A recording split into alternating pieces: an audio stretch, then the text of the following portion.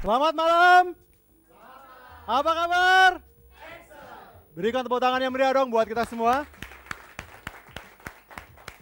Baik, terima kasih. Selamat datang di acara The Motivator, di mana dalam acara The Motivator ini kita akan belajar bersama-sama, kita akan bertumbuh bersama-sama, dan kita akan berhasil bersama-sama. Sekali lagi terima kasih. Selamat datang di Studio 1O Channel, di mana ya dalam kesempatan kali ini kita akan belajar bersama-sama tentang bagaimana kita membuang apa yang disebut dengan mental block atau penghambat mental di pekerjaan khususnya, dalam karir kita. Selama ini ya kita banyak sekali mengalami hambatan mental atau katakanlah ada yang menyebut internal teroris. Teroris yang ada dalam diri kita. Ya, kalau teroris di luar sana yang hancur adalah gedung-gedung. Tapi ya dalam hal penghambat mental atau internal teroris yang hancur adalah diri kita sendiri. Nah, kesempatan kali ini kita akan belajar banyak hal supaya karir kita mulus, supaya kita bisa mencapai karir yang kita inginkan, kita bisa bekerja secara maksimal, kita bisa berkarya dan bermakna lebih baik lagi, bermanfaat buat lebih banyak orang. Pada kesempatan kali ini, ya, tadi saya sampaikan bahwa ternyata pada saat kita bekerja, pada saat kita meniti karir kita, ternyata banyak sekali hambatan. Tetapi hambatan yang paling besar adalah hambatan dalam diri kita, yang disebut dengan penghambat mental. Nah, saya mau sampaikan sama Anda bahwa banyak sekali orang di luar sana tidak berhasil mencapai karir yang diinginkan, ya. Jalannya begitu bergelombang, ya, ternyata hambatan terbesar dalam diri, bukan dari luar. Tetapi pada kesempatan kali ini saya juga akan berikan gambaran sama Anda bahwa hambatan memang ada dua, baik dalam diri maupun di luar dari diri kita. Nah, bagaimana sih kita mengatasinya? Yang pertama, ya, ada orang yang berpikir bahwa hambatan mental terbesar adalah, Pak, saya itu kalau bekerja, ya, saya ini di antara rekan kerja saya, itu saya paling muda, Pak. Jadi usia saya, Pak, yang lain sudah senior, Pak, ya. Sehingga kayaknya saya untuk berhasil, kayaknya kok berat gitu. Saingan saya ini, ya, udah usianya sudah matang, sedangkan saya masih sangat muda, ya. Atau mungkin ya Anda berpikir, Pak, saya sudah paling senior nih, kayaknya untuk niti karir lagi nggak mungkin lagi. Teman-teman ini muda-muda semua gitu. Ya, mungkin Anda berpikir gitu. Faktor usia itu yang pertama, menjadi penghambat mental. Betul apa tidak? Yes, betul? Ya, Anda mungkin berpikir begitu. Karena saya terlalu muda, Pak.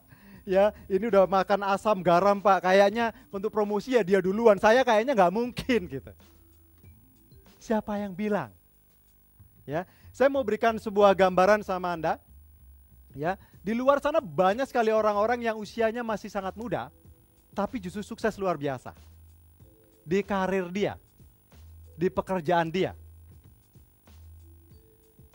Rata-rata usia berapa di sini? Masih sangat muda saya lihat. Berapa usianya?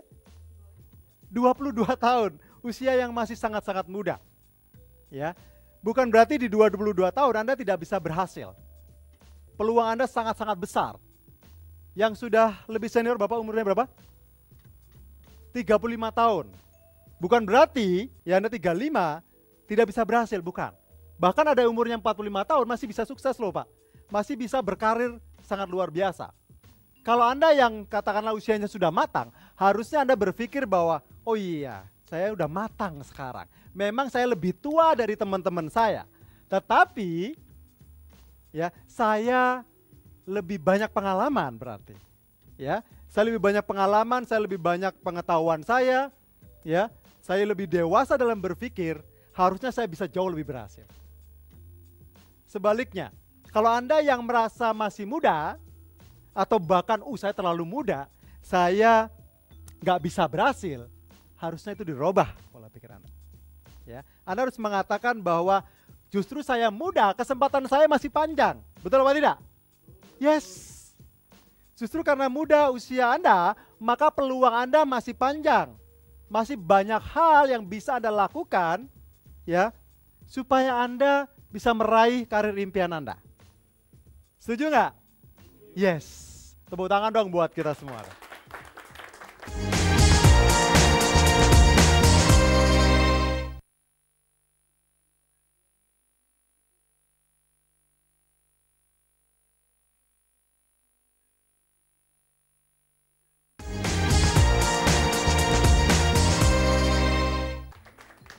Nah, berikutnya hambatan mental yang kedua yang tidak kalah penting, yang sering kali terjadi, ya, yang menghambat diri kita adalah Anda sering mengatakan, Pak, saya nggak mungkin Pak dipromosikan jadi manajer. Kenapa enggak? Karena pendidikan saya rendah, Pak. Teman-teman sudah S1 semua. Bahkan S2, S3, STLR. Nggak mungkin saya sukses. Karena pendidikan saya rendah. Siapa bilang? Saya kenal seorang teman yang sekarang beliau menjabat sebagai salah seorang general manager di sebuah perusahaan besar. Ya, sekarang beliau sedang keliling Eropa. Beliau pendidikannya hanya S3, SD, SMP, SMA. Oke? Ya. Jadi pendidikan bukan penghambat dalam karir Anda. Ya. Pengalaman itu menjadi hal yang sangat penting. Teman saya kenapa dia bisa menjadi seorang GM? Bahkan mungkin nantinya kandidat menjadi seorang director mungkin. Padahal hanya S3 alias SD, SMP, SMA. Kenapa? Karena dia meyakini, dia mengamini diri dia bahwa pendidikan jadi penghambat. Justru itu memicu diri dia untuk dia menjadi lebih berhasil.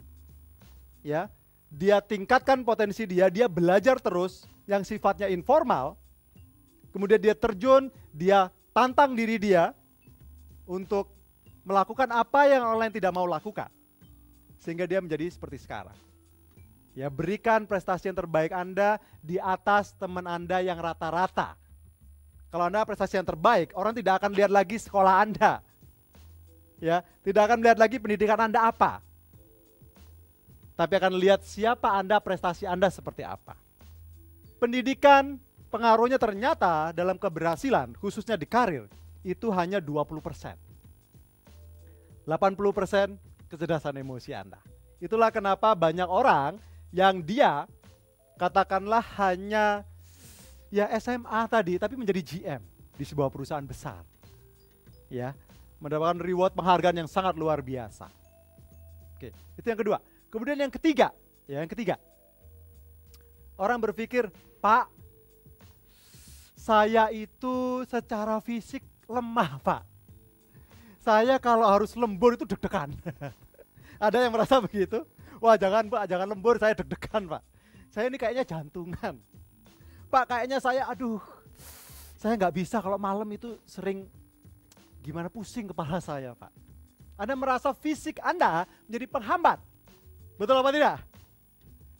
Saya mau sampaikan sama Anda yang mungkin ya baik di studio maupun Anda di rumah, ya, kalau Anda merasa bahwa hambatan fisik ini menghalangi karir Anda, ya, menghalangi karir Anda untuk Anda bisa meraih keberhasilan, meniti karir secara maksimal, ketahuilah bahwa ternyata fisik ini hanya masalah pikiran saja. Pernah ada sebuah survei yang dilakukan bahwa ternyata orang masuk rumah sakit 70% ya itu bukan sakit secara fisik, Pak, tapi sakit secara psikis. Anda pernah dengar kata sugesti ya? Ya, sugesti. Sekarang lagi tren lah. Dia meyakini bahwa wah, kalau saya datang ke Eyang ini nih, Eyang S gitu ya, nanti saya bakal kaya raya. Sugesti. Ya, kaya beneran nggak? Ya, sementara dikasih itu, Pak. Kasih motor, kasih mobil, tapi nggak tahu dari mana, betul nggak? Ya, tapi satu hal begini, ya, bahwa semua tergantung apa yang Anda pikirkan. Ya, ada sebuah, saya buktikan satu lagi bahwa begini. Ternyata banyak sekali orang yang sebenarnya tidak sakit secara fisik tapi secara psikis. Nah, oleh dokter dia diberikan obat, sebenarnya bukan obat yang sebenarnya, Anda pernah dengar istilah efek placebo? Diberikan obat sebenarnya isinya hanya gula. Tapi dokter ini mengatakan kalau Anda, Ibu Ria, Anda minum obat ini, maka 3 kali sehari, ya cukup 2 hari aja Bu, Ibu akan sakit kepalanya hilang. Ibu akan sehat segar kembali. Diminum, dia mengamini itu betul Bu, sembuh. Yes, karena dia berpikir ini obatnya mujarab, dokter loh yang ngomong. Sugesti. Jadi, Bapak Ibu sekalian, ya, ini menjadi hal yang sangat dahsyat yang akan menghambat Anda dalam karir Anda, ya. Buat Anda yang di rumah juga kalau Anda berpikir bahwa saya lemah secara fisik, saya sakit ini, sakit itu sehingga saya tidak bisa berkarir secara maksimal, ya ingat baik-baik. Semua tergantung dari pikiran Anda.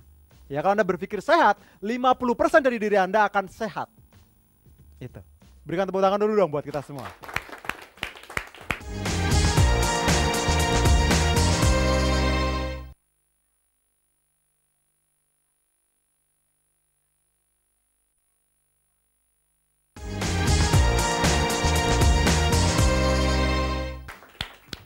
Baik, nah sebelum kita lanjut, mungkin ada yang mau bertanya. Ya, oke silahkan. Dengan Mbak siapa? Anissa. Anissa, oke. Selamat malam Mas Edi. Ya, selamat malam. Saya tanyakan bagaimana cara agar saya bisa tampil prima dalam setiap pekerjaan saya. Tampil prima dalam setiap pekerjaan saya, oke. Pertanyaan sangat excellent, tepuk tangan dong buat Anissa. Oke ya. Wah, mentang-mentang tadi excellent Pak gitu. Jadi dia nanyanya gimana saya bisa tampil prima gitu. Kita kan manusia ya. Yang pasti ya ada capeknya, betul gak sih? Selalu prima terus. Selalu kuat terus. Bisa gak Mas? Gak mungkin. Pret gitu ya. Oke, kecuali minum jamu ya. Oh iya. Bisa gak? Yang ladies, yang wanita, bisa gak? Mbak? Bisa gak? Gak bisa. Robot aja rusak juga gitu. Mobil aja pernah mogok juga gitu, perlu ke bengkel. Sebenarnya pertanyaan Anissa sangat luar biasa. Supaya kita bisa tetap prima terus, supaya excellent terus, pada dasarnya bisa. Dan sangat-sangat mungkin. Lah motivasi memang seperti itu, kadang up and down. Tapi bagaimana caranya Pak? Supaya terus kita prima. Saya mau tanya dulu sama Anda, ya, baik di sini maupun di rumah, kira-kira pernah nggak melihat bahwa ada orang yang dalam kesehariannya kayaknya semangat terus gitu, kayaknya kok prima terus gitu, kayaknya nggak pernah loyo, ada nggak kira-kira? Inilah rahasianya sebenarnya. Ternyata ada orang-orang yang selalu di kondisi puncak atau kondisi prima. Apa yang disebut dengan state of excellence, kondisi yang selalu prima, kondisi yang selalu berada di atas puncak gitu. Kayaknya semangat terus, kayaknya nggak pernah sedih, kayaknya nggak pernah loyo gitu ya. Ternyata ada orang-orang yang seperti itu. Ya, ternyata ada. Nah, mereka tahu rahasianya. Rahasianya adalah begini ya. Awalnya adalah dari state ya. State ini adalah keadaan ya. Oke. Bahasa Indonesia state keadaan. Oke. Pada saat katakanlah setiap orang sebelum menjadi apa yang disebut dengan behavior ya. Behavior ini perilaku ya. Ini tergantung, jadi behavior atau perilaku ini tergantung dari keadaan dia, state dia sebelumnya. Maksudnya begini, kalau katakanlah state Anda, keadaan Anda sebelumnya adalah positif, kemungkinan besar perilaku Anda akan positif.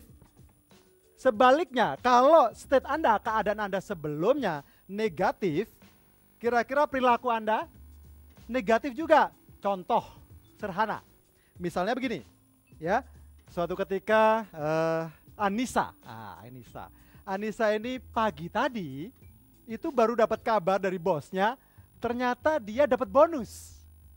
Anissa, kamu dapat bonus ya hari ini 1 bulan gaji, plus gaji kamu naik 20%. Ya, kemudian ditelepon suaminya, aku udah siapin kado loh buat kamu. Happy nggak? Happy, state-nya positif. Betul? Kalau tadi kan happy beritanya ya. Kemudian dia dipanggil ke kantor, diomelin sama bosnya. Nisa, kamu ini gimana sih kerjaan gak becus? Gitu aja gak bisa. Kamu mau makan di sini tetap atau mau saya pecat? Kira-kira keluar dari kantor bosnya gimana? Ya, manyun. Orang yang biasanya kenal baik aja, ya nggak disapa. Nah, sekarang begini, gimana caranya, ya saya kasih tahu rahasianya sekarang, gimana caranya apapun state Anda, kondisi Anda sebelumnya mau positif mau negatif, hasilnya tetap positif. Anda bisa robah ya pemikiran Anda begini. Anda ambil hikmahnya. See the bright side orang bilang. Ya, Anda bisa berpikir, Anda bisa bahkan mengatakan begini sama atasan Anda. Bu, terima kasih banyak ya Bu ya. Ibu sudah marahin saya loh Bu. Kalau Ibu nggak marahin saya Bu, ya saya nggak tahu kesalahan saya tidak bisa berkembang Bu. Nanti saya salah lagi. Makasih ya Bu ya. Nah, pikiran dan tubuh sebenarnya adalah satu kesatuan, tidak bisa dipisahkan sebenarnya. Tetapi kalau Anda sadarin itu bahwa begini, ya ini ada yang disebut dengan pikiran ya, pikiran Anda. Anda yang harus dilakukan ternyata orang-orang yang berhasil, ya. Kalau tadi Ibu Ria mengatakan, kayaknya Pak Edi semangat terus. Siapa bilang Bu, saya juga manusia gitu ya. Bagaimana saya bisa memberikan semangat sama orang kalau saya sendiri loyo, betul nggak? Jadi saya berpikir, saya robah pikiran saya, mind saya. Life is a choice, hidup adalah pilihan. Dimulai dari pikiran Anda, ya. Oke, nah berikutnya, ya. Anda robah pikiran Anda. Kemudian, memang kalau merubah pikiran kita terhadap sesuatu yang negatif tidak mudah. Betul ya? Misalnya habis dapat berita, katakanlah duka misalnya. Ya. Kemudian Anda disuruh senyum gitu, susah nggak? Susah. Ya, oke. Nah, cara yang lebih mudah adalah Anda robah ya body language Anda, bahasa tubuh Anda. Bahasa tubuh Anda dan robah body language Anda. Jadi antara pikiran dan tubuh Anda, tubuh kita ini satu kesatuan tidak bisa dipisahkan. Jadi kalau tadi Anissa, Anda menanyakan bagaimana supaya tetap prima, itulah rahasianya. Terima kasih, sangat luar biasa, sangat excellent. Ya Anissa, tepuk tangan dong buat Anissa.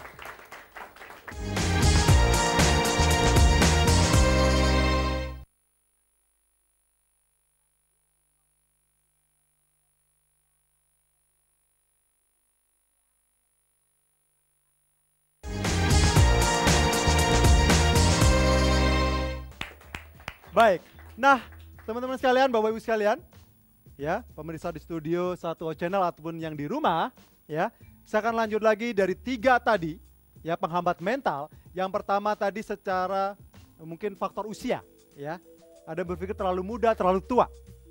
Kemudian juga ada yang berpikir bahwa saya, apa tadi? Yang kedua, pendidikan saya rendah Pak, sehingga saya tidak bisa berhasil. Kemudian fisik. Kemudian yang keempat, ya Anda merasa bahwa Pak saya tidak bisa berhasil Pak dalam karir saya. Saya nggak mungkin Pak jadi manajer. Kok manajer? Serem Pak. Udah jadi staff aja Pak.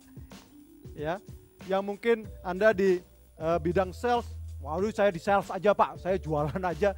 Ya, jadi pokoknya di level itu aja Pak. Kenapa? Karena Anda berpikir bahwa Pak saya nggak bisa ngomong. Oke. Saya mau tanya sama Anda semua, kira-kira ya Anda bisa ngomong apa enggak? Semua orang pada dasarnya bisa ngomong, betul ya? Bukan masalah bisa atau tidak, tapi berani atau tidak, mau atau tidak Anda untuk ngomong. Mbak siapa? Stasia, boleh ke depan, berikan tepuk tangan dong buat Mbak Stasia. Oke, ya. Nah, kalau Anda perhatikan Mbak Stasia, sebenarnya beliau ini gak ngomong pun, gak komunikasi sudah menarik, betul gak? Sebagai atasannya misalnya, ya Ibu Ria di sini mengatakan, Mbak Stasia, saya senang sekali dengan prestasi Anda, saya bangga sekali dengan Anda. Nah ini, cocok gak? Cocok. Matanya menghadap ke sana, kemudian intonasi suaranya semangat. Tapi seandainya begini, Mbak Tasya, saya tuh senang banget sama Mbak Tasya.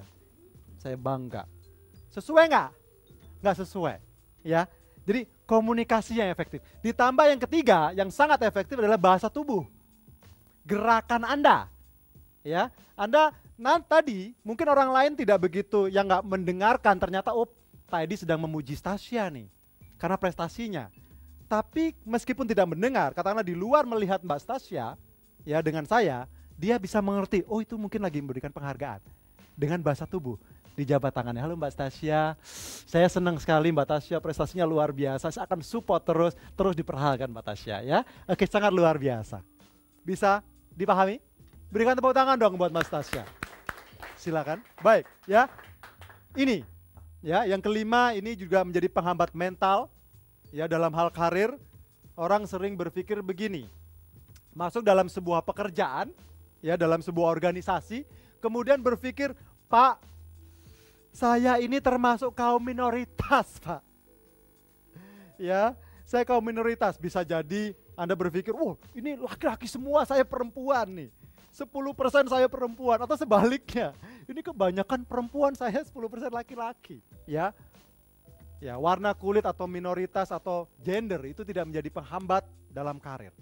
Jadi, Bapak Ibu sekalian, baik yang di Studio 1 O Channel maupun yang berada di rumah, ya, yang membedakan Anda, yang membuat Anda berhasil, ya, di kehidupan Anda, khususnya dalam karir Anda, bukan warna kulit Anda, bukan gender Anda, bukan jenis kelamin Anda, bukan tinggi rendahnya, karena tinggi banget, karena pendek banget, bukan.